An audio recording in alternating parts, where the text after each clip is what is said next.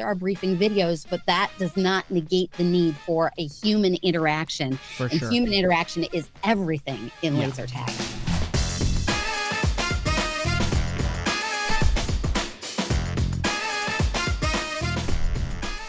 Hi, I'm Russ, and this is the Memory Makers Podcast, the show that helps you create amazing customer experiences and make more memories. And newsflash, gang, I am joined by none other than Laurie Jean Britton, A.K.A. Tivia. If you guys have not seen Tivia's work, she is maybe one of the foremost authorities on all things laser tag out there in the world. I don't know if anybody's played as many games as you have. Welcome. How are you?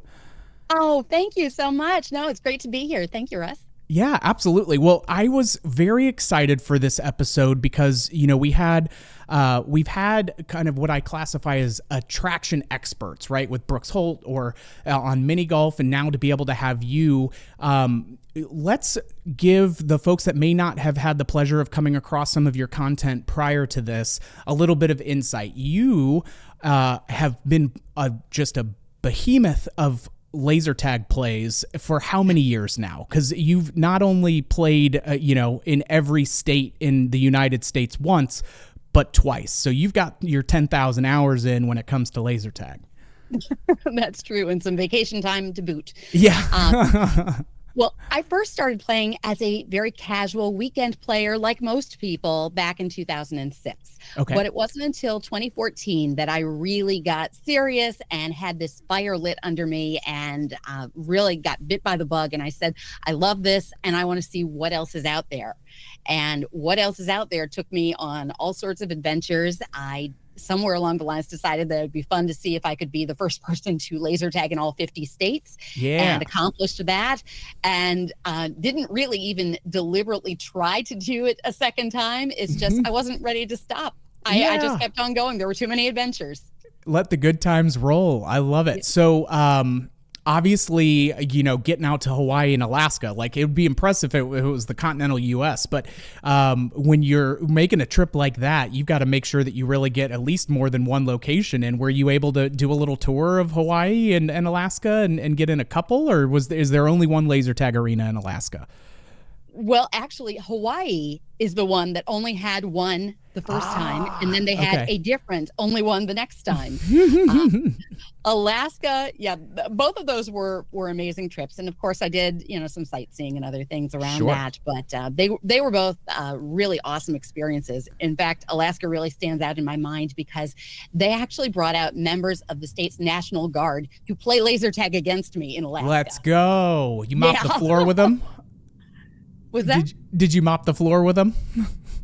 I would not say that. You can, but I didn't. No, they were great. It was That's a wink and a nod. We'll just say there were some hurt egos leaving that game, I bet. So there were a lot of smiling faces leaving that game. We had such a great time. I was so glad to be playing with them. That's awesome. Well, and you and I had a chance to sit down and this would have been like pre-COVID-ish kind of time frame or so. It was like about 4 years ago. Yeah. And it was really interesting, and I enjoyed the conversation so much. It was actually for your for those that don't know, Tivia has a podcast, and we'll make sure to plug it, but it's called Laser Unfocused Tag Talk with Tivia.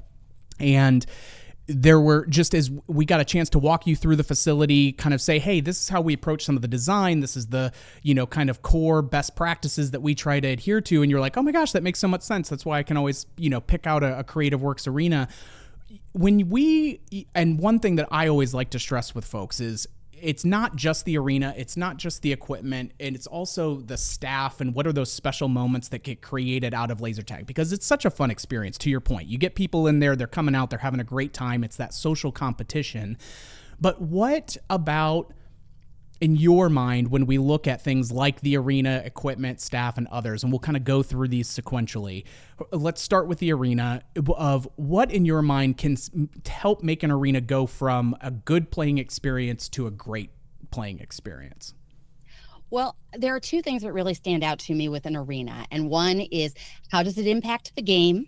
Mm-hmm. And then the other is, how does it impact my impression of the game? Okay. So as far as how it impacts the game, I mean, there are a lot of things that will go into it. Like, I like an arena that has lots of different routes around so that you're not going, from point A to point B. There's lots of different avenues to get to different goals. I Sure. love a balanced arena where it doesn't have to be symmetrical, but as long as it's balanced in such a way that each team has a fair shot at what they're doing. That's important to me. And, differing sizes and heights of walls and cutouts, some of those things will impact the game. The things that catch my eye, though, that don't have anything specifically to do with the game itself, but that make an impression on me, I love an arena with great theming. I love to see something completely different than what I've seen elsewhere. And at this point, that's a little bit more of a challenge to find something I haven't seen, but it still happens. Sure. And so, anything that is a little unexpected, that really stands out to me. And theming is important to me. Even though it doesn't change the game, it does just make an impression on you and help with the immersiveness that you want the game to have. And theming can be anything from storyline to interactive props, motion activated props, statement structures, animation or projections on the wall. I mean, there are so many things that could go into it, but something a little unexpected that really makes an impression on me when I walk into an arena. I love that. Yeah. We obviously, when we started doing laser tag arenas, laser tag is very fun as it was, but it had elements of, okay, this is high tech dodgeball. It's super exciting. It's novel. Now with the, over the last 28 years and the proliferation of movies and video games and everything else, like there's so much great stuff to be taken of, hey, what do I really like out of this Call of Duty experience or Fortnite experience? Or what do I really love about this scene that I'm seeing in Avatar with that vibrant colors and different elements? Or like, how do I get some Indiana Jones, and the Temple of Doom type of call and response that can happen in some of that? And I feel like it's, if you can succeed in helping transport the guests into a completely different environment or make it feel like they're stepping into a video game or a movie, like that is a great starting point, and having that story that kind of goes along with it. But then on the other hand, you've got things like, more of a tactical style laser tag, and some people can think, oh, okay, well, that's more of the paintball crowd, yada, yada. It's like, no, it still translates. Like Combat Ops that's here in Indianapolis, they did a tactical route. They themed the arena themselves, but they're using different like storylines to even tee up what the different missions are and sub games that they're playing. And to me, it helps with the escape and celebrate kind of mindset of, are we transporting them somewhere and giving them an opportunity to be focused solely on this and socializing and competing while they do it. 100%. And I mean, going right back to the origins of laser tag, I mean, Photon, the very first laser tag, was designed with the goal of creating an immersive experience. They didn't even really know what it was, but that meant at that time, but Right. They were creating it. And so anything that takes you away from real life, this should be a fun little breakaway from things. And so it should take you somewhere else. And so the really good arenas are immersive. Absolutely. Well, and so moving on and looking at some of the other components like the equipment or even the gameplay, like the game types that people can curate as they operate, what are some things that really stand out to you? Like, obviously it's had such a massive evolution from where it was, back in the OG Photon days to where it is now. What are some of the things that really stand out to you that are exciting, that you really enjoy now versus, and what are maybe some things that you're like, man, I would love it if we could start to get some of this incorporated into either game types or the equipment itself? Sure. Well, as far as equipment goes, I think that no matter what kind of equipment you're running, the well-maintained equipment is the heart of your game. So that's super important to me. I can tell, maybe the average person can't tell quite as quickly, but I can tell if something doesn't feel right or is out of sync or whatnot. And, that could probably be very easily corrected with a tweak with somebody's attention.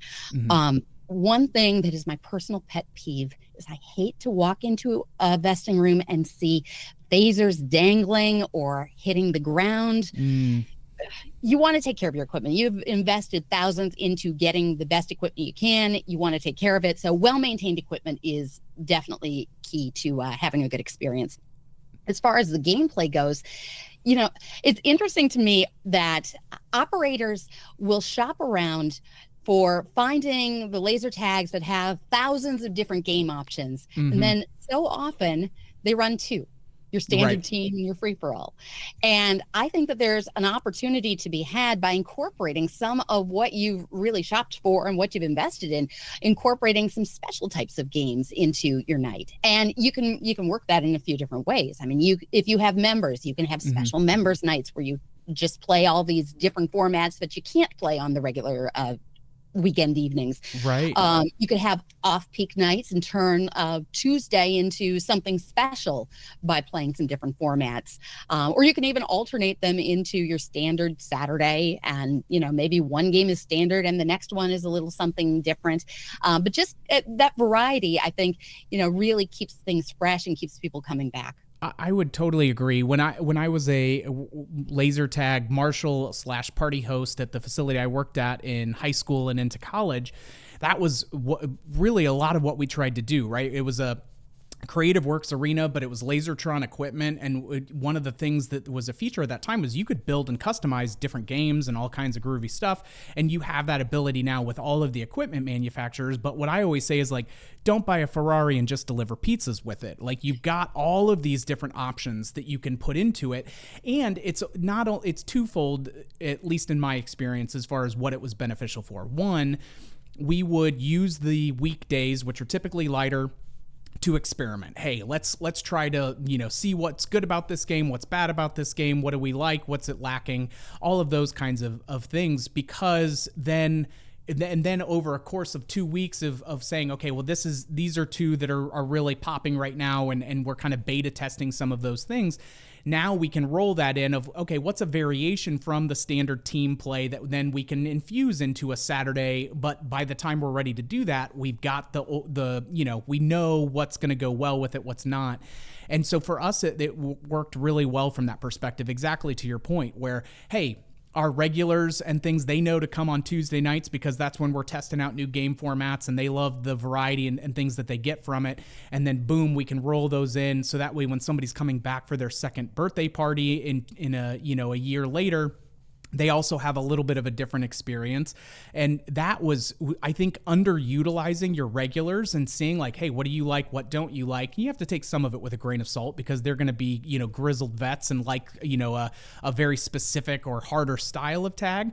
But it always was a great way for us to build deeper relationships with the guests when they would come in, because it was something that was a little different. And so I think I wholeheartedly agree. It's like, you've got 1,200 different game formats that you can use. Yes, they're going to be differing variations of free-for-all or team, but man, start to have fun with it, because then it also keeps it from being same old for your staff, right? Like, because it's keeping them engaged and the gears turning of, hey, we've got a little bit of a different brief, we've got a new thing to learn. And so you don't stay and get complacent, and then all of a sudden you're like that kid from the Jurassic Park remake where he's getting people in those gerbil balls, and it's like, have a good day.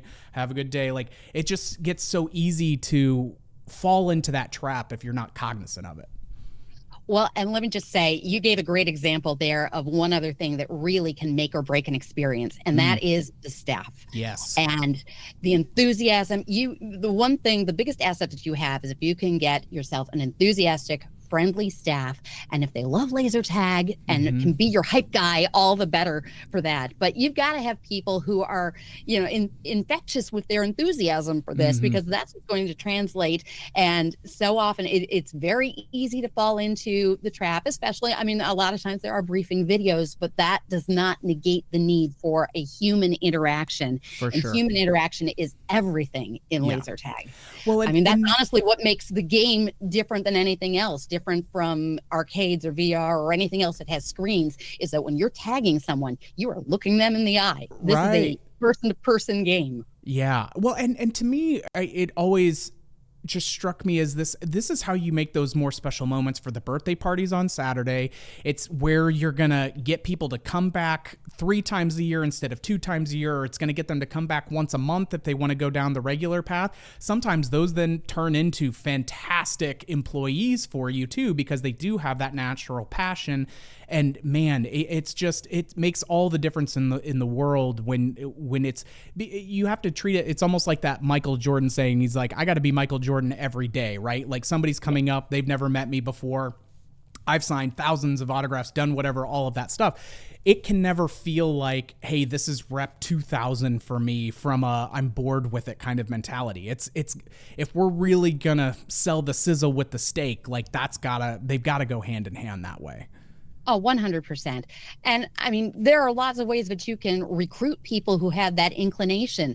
Like I heard a story about an operator who went out of his way to try and hire actors to do Oh, that. right on. And okay, that was in California where there might be a lot of actors, but Sure. no matter where you are in this country, you have community theater near you. Maybe you Yeah. have a college that has a theater department. And so to find the personalities that can really enhance your business, they're out there. You might have to go to them to find the right people to make your operation what you want it to be. Right. But they're out there. Yeah, and that I love it. It's like when people's minds were blown when the first time they went to Cold Stone Creamery and people were singing songs at them. It's like it doesn't have to be something that is so like these are elements that can be taught and duplicated.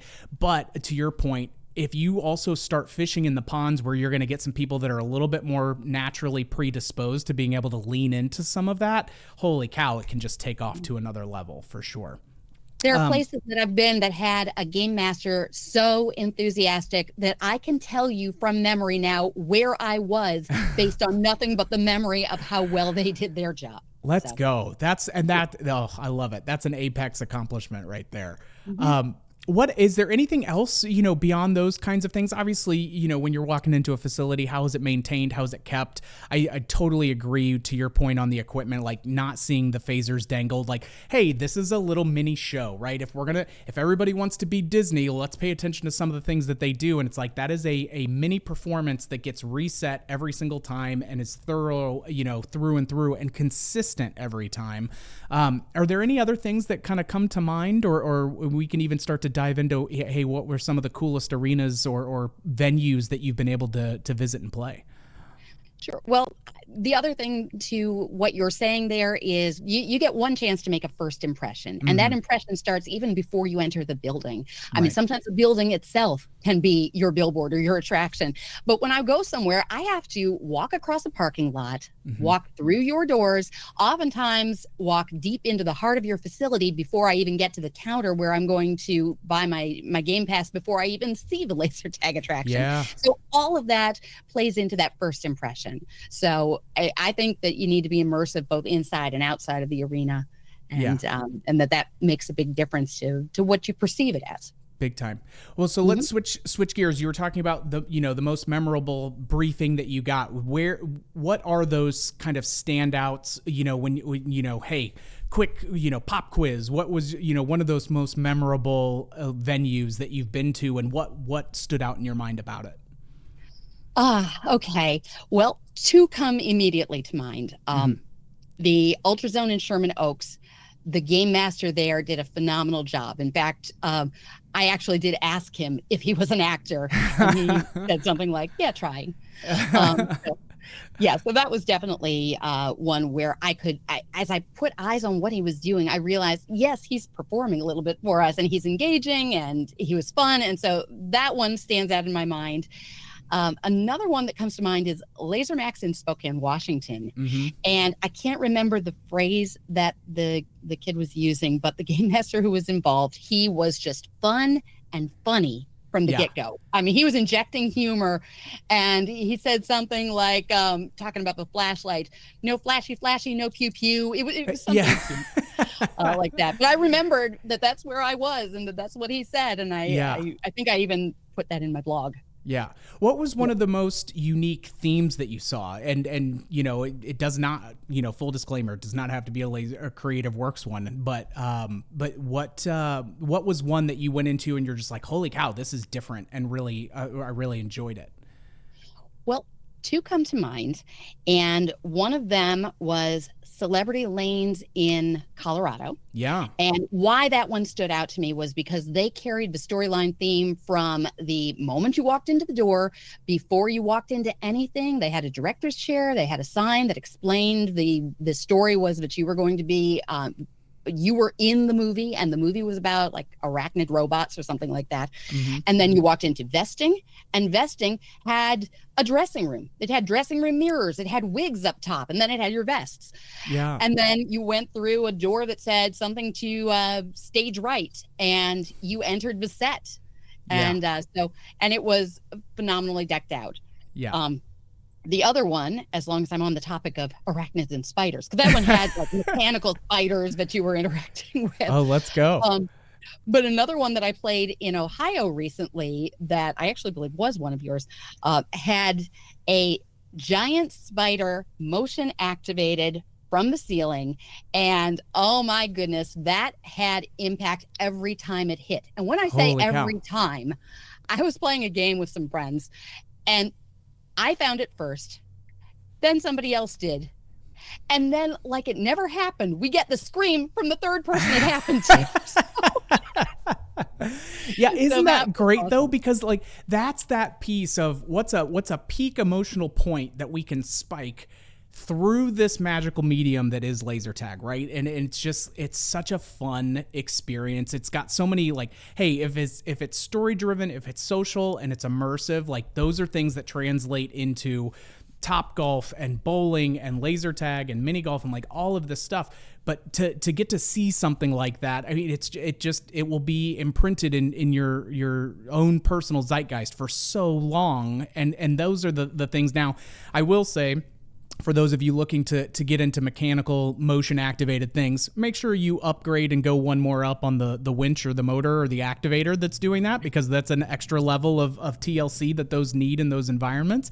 But man, it can be, and you even mentioned before, like, is there projection mapping or is there something different that we're able to call attention to? And like one of the things that we've been leaning into more is how do we take some of these escape room prop type elements that we've been doing and start to put that into a back and forth interactive piece where now I can come up to a closet that's encapsulating, kind of hidden elements, but I've got to beat the first wave of targets to then reveal the doors open and have then a new kind of boss level come out. And now I can't beat that by myself. I've got to have other people that are then, with me if I'm really going to get all of those points.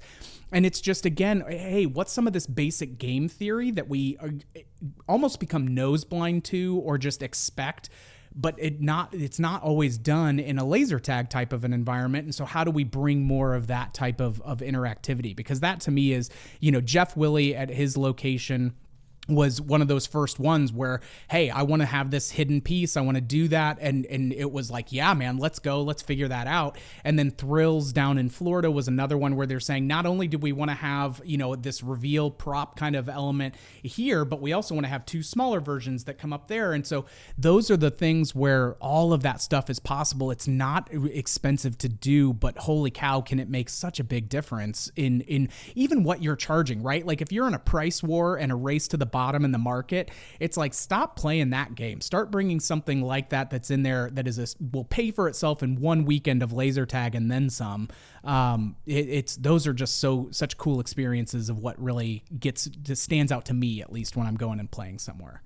Definitely. And you were actually reading my mind when you mentioned Thrills, because I was thinking about, I've played there, and what I found interesting was, as a player with a little more experience than the average public, that really upped the ante for me. I went in playing at my full level. That means I have to work a little bit harder, and that's okay. But boy, you couple that with having an objective, and in a public game, I didn't have teammates who understood exactly what I was doing, and that was okay. That meant that it was more challenging for me as a more advanced player, and yet at the same time, I could be in an arena with younger kids and with people who are coming in for the first time, and it was still fun for everybody. And we had different purposes in what we were trying to do. But the golden monkey and some of the things that revealed, those were very cool. Yeah, they are such a phenomenal group there, because even when they're saying, hey, we did this first arena, we love it, but we want to add some things to it. It was 5 years down the road.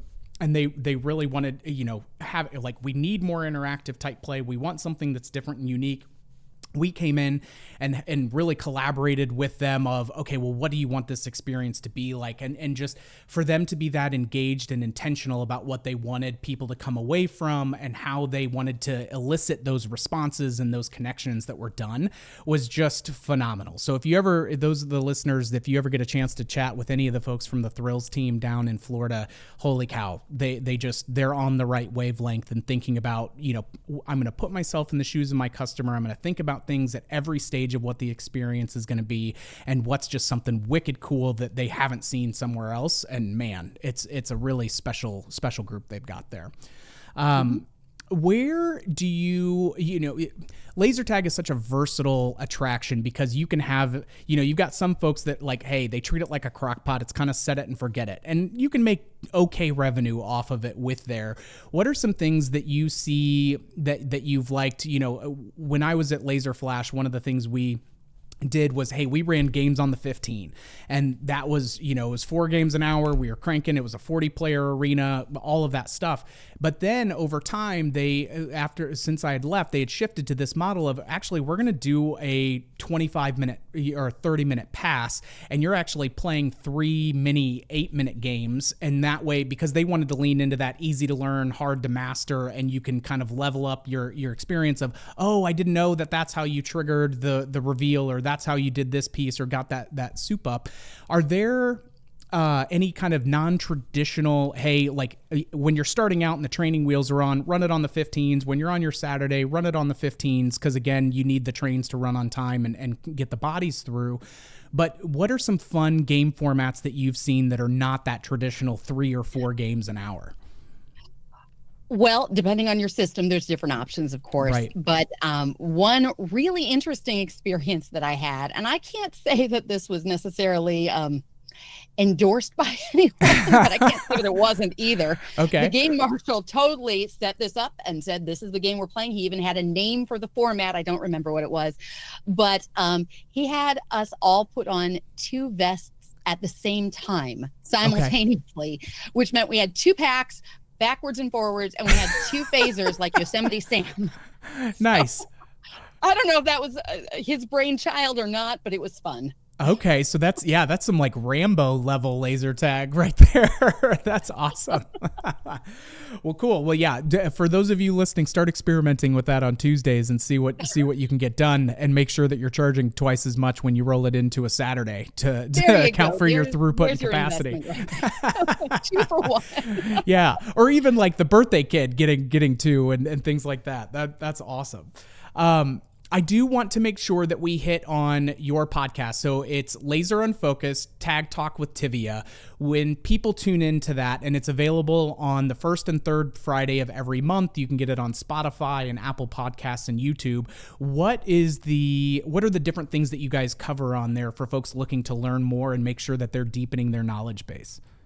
It is a hodgepodge of anything and everything related to laser tag. Sometimes I talk with operators. Sometimes I talk with players. Sometimes we do check-ins with people from tournaments. I just recently did one of those. Most recently, I was just chit-chatting about my own adventures. Oh, I love it. So it's a little bit of everything. And I love that. So anything related to laser tag. I even had a comedian on not too long ago because she spotlights laser tag as part of her act.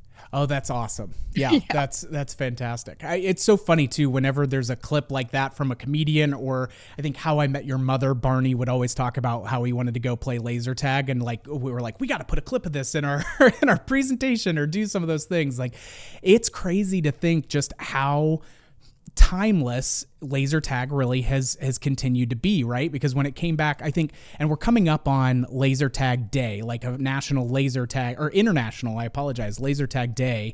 But just, it started off as this thing, and it was one of those where people are like, oh, we're not sure if this is a fad, or okay, it's going to be this or that. But man, it's just something that's continued to grow and evolve, and it's so fun to be a part of that journey for sure. Well, absolutely. And it's 4 decades later. I mean, it's over 40 years that laser tag has been a part of pop culture. Laser Tag Day is March Mm-hmm. 28th, which is Yeah. honored because of it being the anniversary of the grand opening of the very first, the granddaddy of them all, Photon in Dallas, Yep. Texas. Which I've got to say, I had one of my favorite memories in the Dallas area Oh, when nice. going back to the beginning of what you were talking about. Yes, I have played in all 50 states twice, but I had no idea that that would be a two-time thing. The first Yeah. time that I completed that journey, I said, I've got to end this where it all began. Now, there is no longer a Photon Center, but there was laser tag in the Dallas Sure. area. And so I went to an arena and coordinated it in such a way that my final 50th state stop in 2019 was to play laser tag in the area where it began. And George Carter III, the inventor of Photon, came out to play laser tag with me on Laser Tag Day. That is so beautiful. I love He's that. an amazing guy. I love him. Oh, He's been phenomenal. I love it. I love it. Well, on that note, I think we're in a wonderful place to wrap up. But before we do, I wanted to ask you, we ask all of our guests that come on, hey, is there a favorite book or an audio book or a podcast or something that's really speaking to you in the moment? Or is there a quote that has been a good North Star for you over your years? What is speaking to you at the moment that you're taking in? Well, I am a big fan of Kevin Smith. Mm-hmm. And he is a very motivational guy in between everything. Yeah. And he said something that has really resonated with me. And it's that in a world that is so full of so much why, why do that? Why bother? Why try? Nobody else is doing that. Why do you think you can? That you should surround yourself with why not? Why not try that? Why not come up with something different? Do you want to do a blog? You want to do a podcast? You want to do something creative? Why not? So in a world that's filled with so much why, surround yourself with why not. I love that. Okay, well, that may be one of my favorites that we've had, Laurie. I appreciate your time so much, and looking forward to seeing you. I'm sure we'll be bumping elbows at the upcoming shows and events, and as always, whenever you're rolling through Indy, just holler, and we'd love to have you over and give you a tour of the new facility and all of that fun stuff. But for those of you listening, we've got more great episodes coming every week, and so be sure to come back and gain insights from our experts like Laurie.